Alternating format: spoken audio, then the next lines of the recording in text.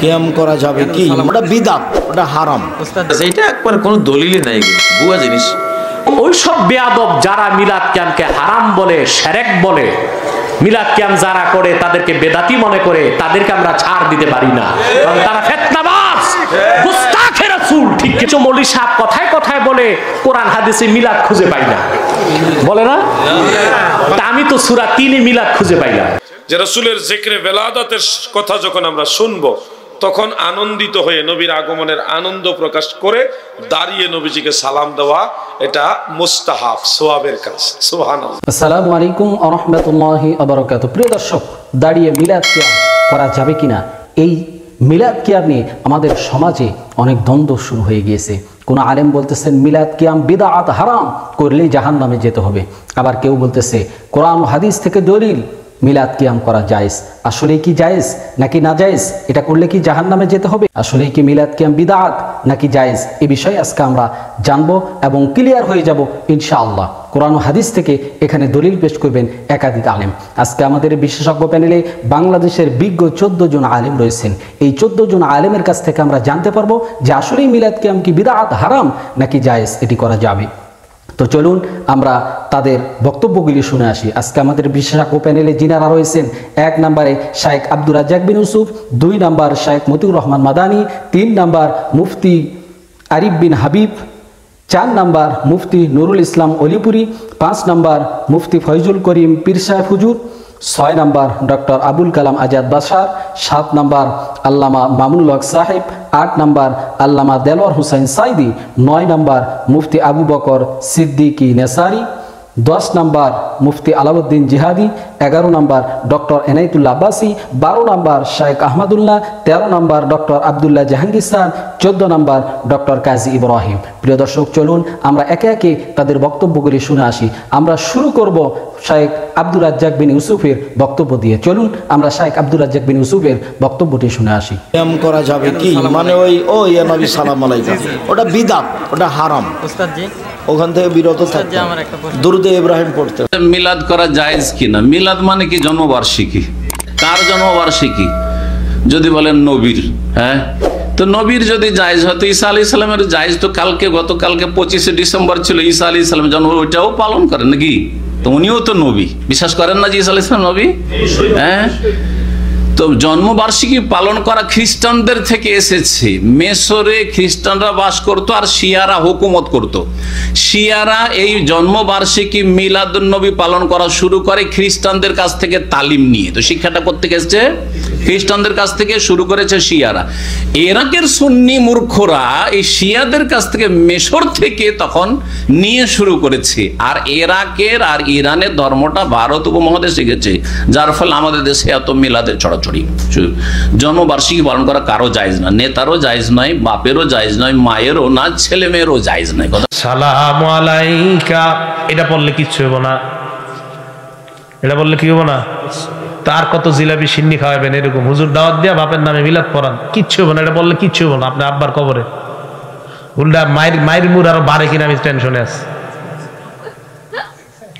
হ্যাঁ, এইগুলা কই পান আপনারা? মানে এটা কে বানাইছে? যে এটা না, এটা কারোর কষ্ট দেওয়ার জন্য বলতেছি না, এটা কে বানাইলো, এটা কোত্থেকে আসলো? এটা আমি তো জানি না কোত্থেকে আসলো। তো যেহেতু আমরা জানি না, এটা মানাই দরকার নেই। আমরা জানি কোনটা, আল্লাহুম্মা সাল্লি আলা মুহাম্মাদ ওয়া আলা আলি মুহাম্মাদ কামা সাল্লাইতা আলা ইব্রাহিম ওয়া আলা আলি ইব্রাহিম ইন্নাকা হামিদুম মাজিদ। সবাই পারেন কিনা? এটা কে কারে শিখাইছে একটু বলি, এরপরে গুরুত্ব দিবেন। দুনিয়ার আখেরাতের শ্রেষ্ঠ মানুষ। আমার বাবাকে সম্মান করার জন্য যদি দাঁড়াইতে পারি, আমার পীরকে সম্মান করার জন্য যদি দাঁড়াইতে পারি, আমার উস্তাদকে সম্মান করার জন্য যদি দাঁড়াইতে পারি, নবীকে সম্মান করার জন্য দাঁড়াইতে পারবো না কেন? এটা আমার যুক্তি এক হয়। কি কয়? আমার যুক্তি এক হয়।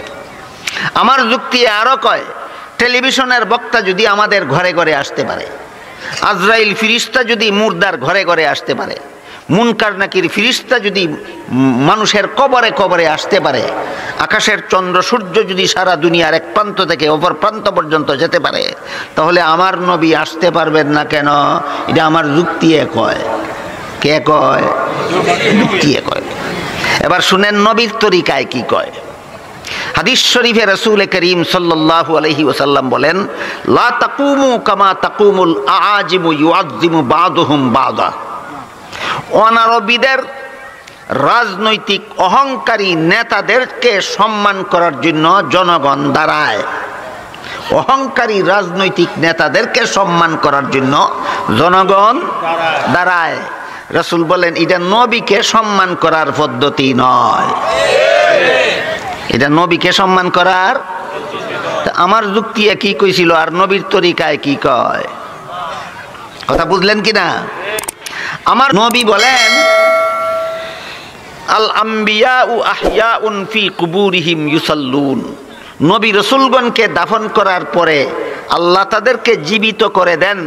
জীবিত হওয়ার পরে যার যার রওজা শরীফের ভিতরে থাকেন, ভিতরে থাকেন, ভিতরে থাকেন।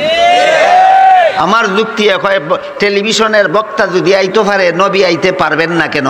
নবী বলেন পারবেন কিনা পারবেন না সেই প্রশ্ন নয়, আসেন কিনা আসেন না সেই প্রশ্ন। নবী বলেন দাফন করার পরে নবী কারো ঘরে ঘরে যান না, রওজা শরীফের ভিতরে থাকেন। তাইলে এক ব্যক্তি ঈদের দিন সকালে ঈদের নামাজের আগে নফল নামাজ পড়তেছিল। হযরত আলী রাদিয়াল্লাহু আনহু জিজ্ঞাসা করেন, তুমি ঈদের দিন সকালে কিসের নামাজ পড়ো? বলুন তো নামাজ পড়াটা কেমন আমল? নেক আমল। আলী জিজ্ঞাসা করেন, তুমি কিসের নামাজ পড়ো? কয় নফল নামাজ পড়ি। আলী কইলেন, ঈদের দিন সকালে নবীর তরিকা মতে কোনো নফল নামাজ নাই, এটার নাম বেদাত। এটার নাম বেদাত। আল্লাহ রাসূল বলেন বেদাতিরা জাহান্নামী, বেদাতিরা জাহান্নামী। মিলাদ কিয়াম বের হয়েছে না? বের হয়েছে। আচ্ছা, সেই মিলাদ কিয়ামের ব্যাপারে এই যে প্রচলিত যে পদ্ধতিটা, ইতিহাস পড়লে দেখবেন আল্লাহ নবী দুনিয়া থেকে বিদায় হওয়ার পরে প্রায় 600 বছর পরে এটার আবিষ্কার। কথা ঠিক কি? নবীর ইতিহাস আলোচনা করবে, এটা তো ভালো, খারাপ তো না, কথা ঠিক নেবে ঠিক। নবীর ইতিহাস আলোচনা না করলে, তার জন্ম বৃত্তান্ত সহ, তাহলে মানুষ নবীকে চেনবে কেমনে, নবীর প্রতি মহব্বত বাড়বে কেমনে? দরকার আছে না? কিন্তু বাজান, যখন নাকি নবীর নাম উল্লেখ করা হয় তখন অনেক সময় নাউজুবিল্লাহ অনেকে একেবারে বেশি অতিরিক্ত চেয়ার একটা খালি রাখে, খালি রেখে বলে যে নবী আমাদের এই মজলিসে আইসা চেয়ারে বসবে। আছে না? আছে না? আবার এক শ্রেণী মনে করে নবীর নাম যখন উল্লেখ করা হয় তখন যদি না দাঁড়ানো হয় তাইলে ওটা দিনের মধ্যেই থাকে না। কথা ঠিক দেয়, ওদের পর্দার তো গুরুত্ব দেয় না। পর্দা কিন্তু আল্লাহর হুকুম, ফরজ। আমার আব্বাসার রহমতুল্লাহ বলতেন, বাসান কেউ যদি এইটাকে ফরজ ওয়াজিব সুন্নাত মনে না কইয়া নবীর মহব্বতে দাঁড় হইছে, এই জন্য ঝগড়া সৃষ্টি করিয়া ওখানে ফিতনা বাড়াইও না।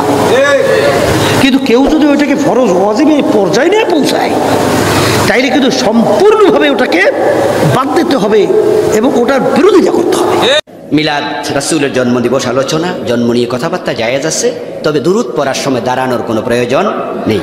তবে হ্যাঁ, নরমালি দূরে দাঁড়াইয়া পড়াও জায়েজ, বসে পড়াও জায়েজ, শুয়ে পড়াও জায়েজ, কিন্তু কিছুক্ষণ বসে হঠাৎ করে দাঁড়াবেন আবার বসবেন, এই জাতীয় কোনো সিস্টেম কোরআন হাদিসে নাই, আমি পাইনি আজ পর্যন্ত। ইস্তারিকা কিছুক্ষণ পরে দাঁড়াইতে হবে কেন?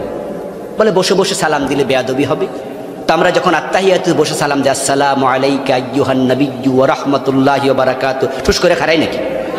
তো বসে বসে সালাম দিলে রাসূলকে, অসুবিধা কোথায়? এগুলো বানানো কথা, যুক্তির নাম ইসলাম নয়, দলিলের নাম। মিলাদের মধ্যে কয়েকটি বিষয়ের সম্পৃক্ত রয়েছে। একটা হলো মিলাদের মধ্যে আল্লাহ রাসূল সাল্লাল্লাহু আলাইহি ওয়াসাল্লামের উপর কিছু দুরূদ শরীফ পাঠ করা হয়। তো দুরূদ শরীফ পাঠ করা এটি তো অবশ্যই একটি বরকতময় আমল, অনেক সওয়াবের একটি আমল। আল্লাহ রাসূল বলেছেন, তিনি দোয়া করেছেন, মান সাল্লা আলাইহি ওয়াহিদাতান সাল্লাল্লাহু আলাইহি আশরান, যে ব্যক্তি আল্লাহর নবীর উপর একবার দুরূদ শরীফ পাঠ করবে আল্লাহ পাক তার উপর 10টি রহম নাজিল করবেন। সুতরাং দুরূদ শরীফ পাঠ করা অত্যন্ত ফজিলতের একটি আমল এবং একটি অত্যন্ত বরকতের আমল এবং আল্লাহ পাকের পক্ষ থেকে রহমত পাওয়ার একটি আমল। এটি হলো, যদি বলেন যে দুরূদ শরীফ পাঠ করা ভালো কাজ, কিন্তু আমাদের সমাজে দুরূদের সঙ্গে নানা ধরনের বিভিন্ন কাব্য এবং গীত এবং সম্মিলিতভাবে একসঙ্গে এক সুরে মিলিয়ে পড়াটাকে, এটাকে একটি আনুষ্ঠানিক রূপ দেওয়া হয়েছে। এর কারণে দেখা যায় যে দুরুদের উচ্চারণের মধ্যে অনেক বিকৃতি তৈরি করা হয়, যাতে অর্থের বিকৃতি ঘটে যায়। তো মিলাদের এই যে রূপটা, যে সম্মিলিত কণ্ঠে তারপরে দুরুদ শরীফের যে উচ্চারণ, এটাকে বিকৃত করে যেটা পাঠ করা হয়, এটি সম্পূর্ণ নিষিদ্ধ, গর্হিত এবং গুনাহের কাজ হবে। তৃতীয় যে বিষয়টি রয়েছে মিলাদের সঙ্গে, সেটি হলো একটি আকীদার ব্যাপার। ধারণা করা হয় যে যেখানেই মিলাদ হয় বা যেখানেই আল্লাহ নবীর উপর দুরুদ পাঠ করা হয়, সেই মজলিসে আল্লাহ নবী হাজির হয়ে যান, সুতরাং নবীকে হাজির নাজির মনে করা হয়।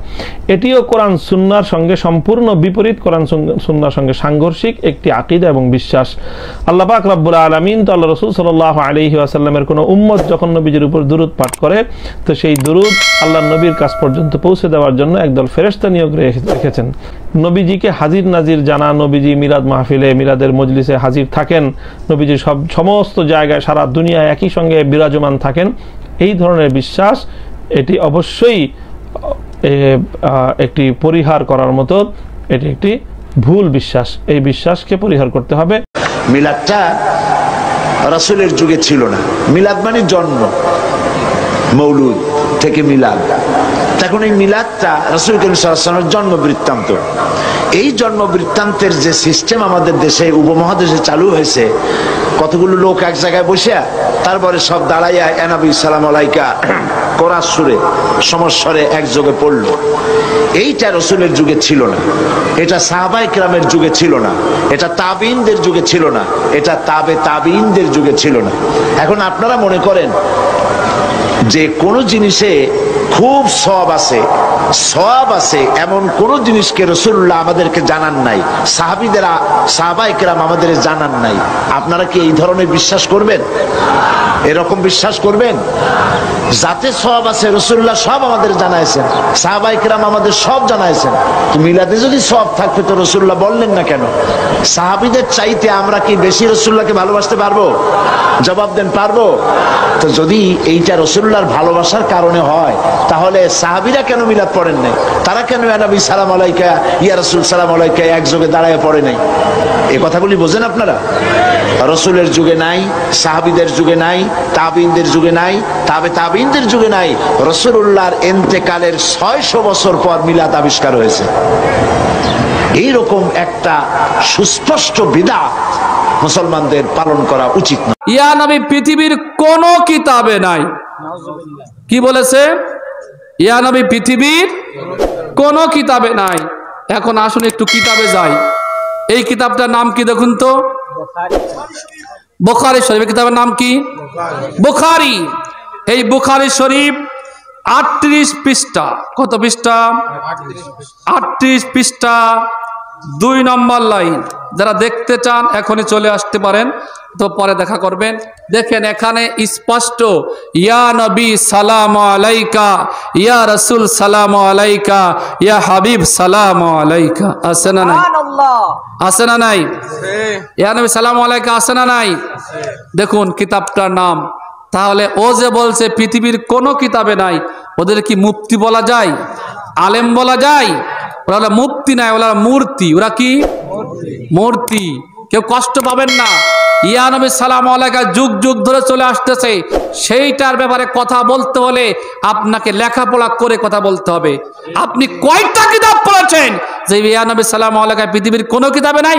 কোন ইমাম বুখারীর লেখা আদাবুল মুফরাদ 964 নম্বর হাদিস, ওখানে রয়েছে ইয়া নবী বলে নবীকে ডাকা সুন্নাত। সুবহানাল্লাহ বলেন। ফাজিলত আরো অনেক কিতাবে আছে নবীজিকে ইয়া নবী বলে ডাকার কথা।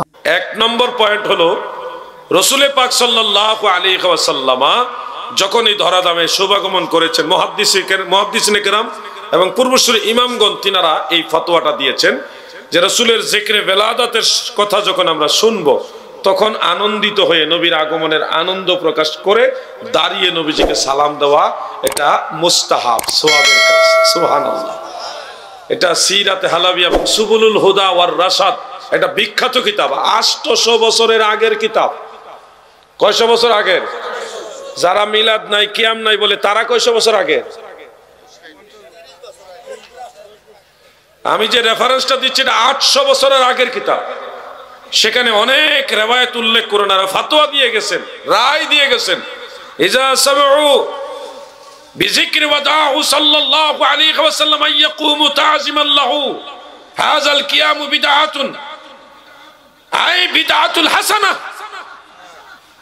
إن البدعة الحسنة متفق على ندبها وعمل المولود واجتمع الناس له كذلك أي মাইকেরাম সবাই ব্যাপারে ঐক্যমত পোষণ করেছেন যে রাসূলের বেলাদাতের আলোচনা শুনে যখন মুসলমানরা শুনবে তখন দাঁড়িয়ে নবীজিকে সালাম দিবে, এটা বিদআতে হাসানা হিসেবে মুস্তাহাব।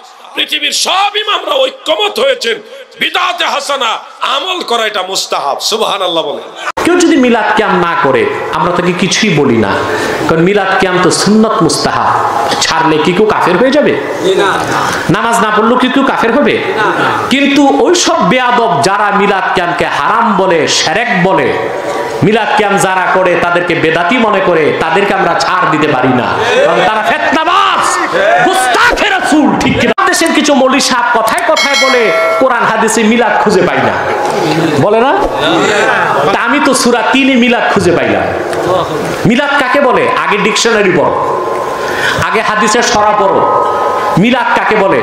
ওয়ালাদা ইয়ালিদু উলাদা থেকে মিলাদ, এটা ইসমুল মাসদার। এটা কি? অনেক মৌলভী সাহেব কয় এটা ইসমে আলা, এটা মূর্খতা। এটা হলো ইসমুল মাসদার। মিলাদ কাকে বলে? ওয়াক্তুল ওয়ালাদা, বায়ানুল মৌলিদ, ব্যক্তির জন্মস্থান, জন্মকালীন ঘটনা বা বৃত্তান্তকে বলা হয় মিলাদ। আল্লাহর আখিরি নবী মুহাম্মদ সাল্লাল্লাহু আলাইহি সাল্লামের মৌলিদ, মক্কাতুল মুকাররমার আলোচনা, রাসূলুল্লাহ ১৫০০ বছর আগে তাশরিফ নিয়ে এসেছেন, ওই সময়কার আলোচনাকেই বলা হয় মিলাদুন নবী। তা কোরআনেও আছে, তা হাদিসেও আছে। না মৌলভী সাহেব তার একটাই কারণ, চোখে তো কাঠের চশমা।